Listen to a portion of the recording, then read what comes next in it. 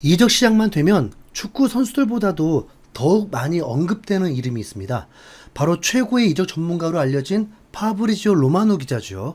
로마노 기자는 그야말로 이적 시장에서 가장 많은 정보를 알고 있다고 해도 과언이 아닌 대단한 기자인데요. 그걸 보여주는 게 로마노 기자의 SNS 팔로워 숫자입니다. 로마노 기자의 인스타그램은 무려 3,823만 명이 팔로우해서 보고 있고, 그 트위터 현 X에서도 2,520만 명이 넘는 팔로워가 있습니다. 뿐만 아니라 불과 4년 전 개설한 로마노 기자의 유튜브 채널 역시 269만 명이 넘는 구독자를 보유하고 있죠. 로마노는 만 18살 때 처음 기사를 써서 벌써 경력이 14년 차인 베테랑 기자인데, 그 세월 동안 수많은 인맥을 쌓아오면서 지금의 정보력을 구축했습니다. 특히 선수나 구단이 아니라 축구 에이전트들을 모조리 파악하고 있어서 유럽의 모든 리그에 대한 정보들을 싹 다 알 수 있는 거라고 하더라고요. 정보가 너무 많아서 정보를 관리하는 직원들을 개인적으로 고용하고 있고, 또 본인도 하루에 수십 통이 넘도록 통화를 주고받는다고 합니다. 이적 시장 소식을 SNS로 다루는 게 로마노 기자가 유행시킨 방식이라서 가장 압도적인 모습을 보여주는 거고요. 지금도 로마노는 하루에도 수십 개씩 새로운 정보를 SNS에 올리고 있고, 유튜브 채널에도 최소 하루에 1개 이상 이적 시장 뉴스를 소개하고 있습니다. 영어에 익숙치 않은 고래이지만 최선을 다해서 로마노 기자의 상황을 살펴보면 정보들이 정말 많습니다. 쿠두스가 토트넘으로 이적했다는 히어리고가 뜬 김에 로마노의 최신 영상을 소개해 드리겠습니다. 엄청 많은 소식을 전하는 로마노가 영상까지 만들 정도면 그래도 그 중에서 가장 가치가 있는 정보들일 거잖아요. 최신 영상에서 가장 처음으로 나온 뉴스는 바로 쿠두스의 토트넘 이적 소식입니다. 로마노는 토트넘을 축하한다고 하면서 토트넘에게 축하 인사를 전합니다. 매우 훌륭한 선수를 영입했거든요. 토마스 감독과 함께하는 새로운 프로젝트에 잘 어울리는 선수입니다. 모하메드 쿠두스 영입이 완료됐습니다. 지난 주말에 말씀드렸듯이 첼시나 다른 클럽들도 쿠두스에게 관심이 있었지만 선수 본인은 오직 토트넘만을 원했습니다. 그 결과 5,500만 파운드를 3년 분할 납부하는 조건으로 계약했죠. 쿠두스는 토트넘과 6년짜리 계약을 맺었고, 이번 주 안에 런던에서 메디컬 테스트를 받을 예정입니다. 토트넘에게는 중요한 영입이었고 매우 야심찬 행보를 보이고 있습니다라면서 쿠두스 이적이 마무리됐다고 밝혔습니다. 앞서 말씀드렸듯이 로마노 기자의 정보원은 구단이나 선수도 물론 있겠지만 축구 에이전트들이 중심입니다. 그러니까 이 내용도 아마 쿠두스의 에이전트가 로마노에게 직접 알려준 것 같은데요. 쿠두스가 토트넘을 엄청나게 원했던 게 사실이라고 봐야 할 듯 합니다. 추측하기로는 토트넘이 챔스에 진출한 게 쿠두스에게 더 큰 매력이지 않았을까요? 첼시는 경쟁자가 너무 많고 토트넘은 주전에 자신이 있는 거겠죠. 당연한 거고. 그리고 토트넘 얘기가 계속 이어집니다. 이번에는 아틀레티코 마드리드에서 탐내는 부주장 로메로에 대한 얘기였습니다.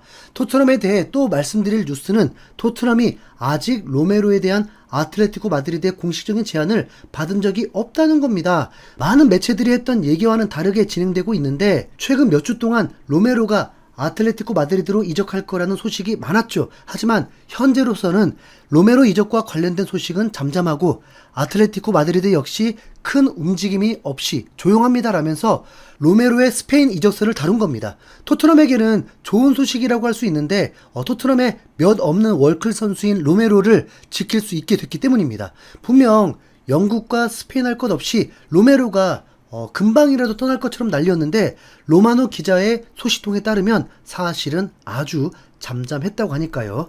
그렇게 생각해보면 손흥민의 거취 역시 온갖 곳에서 난리를 치고 있지만 사실은 아무 일도 없는 걸지도 모릅니다. 애초에 로마노 기자도 아무 말 없었잖아요. 네. 이제 곧 손흥민이 런던에 도착해서 프랭크 감독과 이야기를 다 나눈 이후에야 확실한 소식이 나올 겁니다. 그러면 그때 신속 정확하게 손흥민 소식도 전해드릴 테니까 기대해 주십시오. 다음으로는 아직 메뉴에 남아있는지도 몰랐던 제이든 산초의 소식입니다. 산초는 원래 도르트문트 소속으로 분데스리가에서 최고의 윙어로 소문이 났는데 맨유로 이적하고 나서 완전 망했죠. 산초가 맨유로 온 게 2021년이었는데 아마 어떤 축구 팬들은 산초가 이미 떠난 거 아니었냐고 생각했을지도 모릅니다. 지난 시즌 첼시에서 임대를 보냈죠. 주급이 30만 파운드인데 연마다 파견? 출장을 떠나고 있는 거죠. 그런데 임대를 가서도 부활하지 못하고 잠깐 반짝했다가 다시 망해서 맨유는 산초를 팔아치울 생각뿐입니다. 로마노도 그래서 산초 이적설을 다뤘는데 유벤투스 이적설이 있었나 봅니다. 요즘 이탈리아에서 산초 이적설이 많이 나오고 있지만 유벤투스는 맨유에게 공식 제안을 하지 않았다. 페네르바체 이적설도 사실이 아니었다라면서 유벤투스가 산초에 대해서 문의를 했다는 정도까지는 있었지만 이적을 위한 실제적인 움직임은 없었다고 밝혔습니다. 페네르바체 이적설도 있었나 본데 손흥민도 그렇고 산초도 그렇고 실제로는 없는 이적설을 참 많이 만듭니다. 네. 이게 튀르키예 리그의 언론 플레이인지 몰라도 진짜 사람 진짜 헷갈리게 하지 마라 진짜. 네. 다음은 잉글랜드 얘기가 나오는 키다리 공격수 에키티케 소식입니다. 프랑크푸르트 소속의 에키티케는 이번 유로파 리그에서 토트넘과 만난 적이 있죠.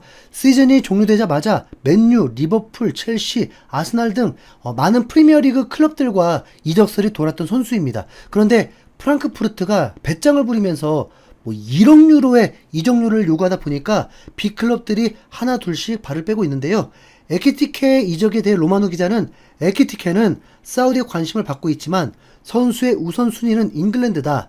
뉴캐슬이 아직 관심을 갖고 있다. 리버풀과 첼시도 6월부터 에키티케를 지켜보고 있었다라면서 아직 에키티케가 프리미어리그로 올 가능성이 남아 있다고 하긴 했습니다.